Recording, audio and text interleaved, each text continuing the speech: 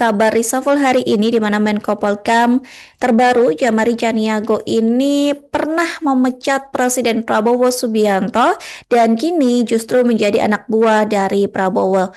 Tribuners, Presiden Prabowo Subianto sudah melantik Jamari Janiago sebagai Menko Polhukam pada hari ini. Diketahui Jamari ini menggantikan Budi Gunawan ya yang sudah dicopot jabatannya pada Senin 8 September lalu. Jamari Janiago Tribuners memiliki rekam jejak yang menarik untuk dikulik. Hal ini lantaran Jamari salah satu orang yang berpengaruh dalam pemecatan Prabowo Subianto di tubuh TNI.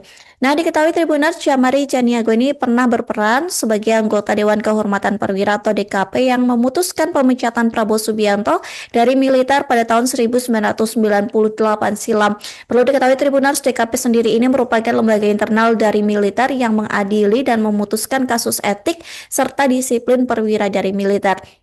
Pada Agustus 1998, DKP ini terdiri dari 7 perwira tinggi, termasuk ada Jamari Janiago yang memutuskan bahwa Prabowo Subianto ini dinyatakan bersalah Tribuners atas berbagai pelanggaran seperti melakukan operasi penculikan aktivis pro-demokrasi tanpa izin, kemudian melakukan tindak pidana ketidakpatuhan dan melampaui kewenangan, serta mengabaikan disiplin militer. Kemudian keputusan DKP ini Tribuners berujung pada pemecatan Prabowo Subianto dari Angkatan Bersenjata Republik Indonesia atau ABRI secara hormat. Kemudian Jamari dalam DKP bersama tokoh penting lain seperti Susilo Bambang Yudhoyono atau SBY dan Agung Gumelar ini mengambil keputusan tersebut berdasarkan penyelidikan atas kasus penculikan yang melibatkan tim mawar di bawah Kopassus yang saat itu dipimpin oleh Presiden Prabowo Subianto.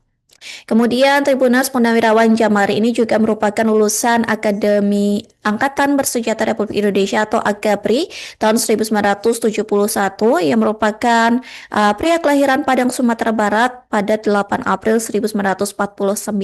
Setelah lulus dari AGABRI ini, Jamari tercatat lebih dari 3 dekade mengabdi di TNI Angkatan Darat, khususnya di Kesatuan Infanteri Baret Hijau Kos.